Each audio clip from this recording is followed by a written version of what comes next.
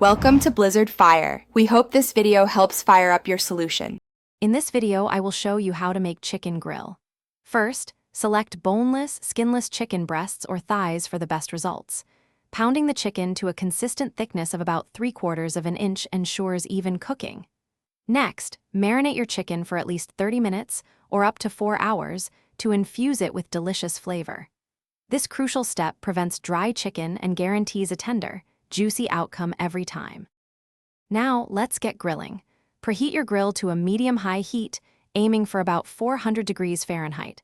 Make sure to clean and oil your grill grates well to prevent any sticking.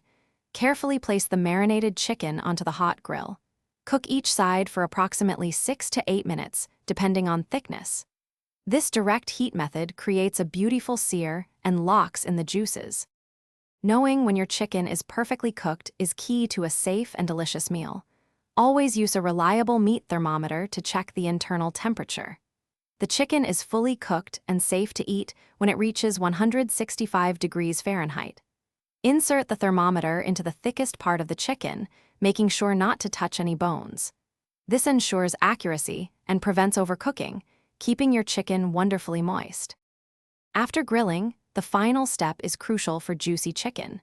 Remove the chicken from the grill and let it rest on a cutting board for 5 to 10 minutes.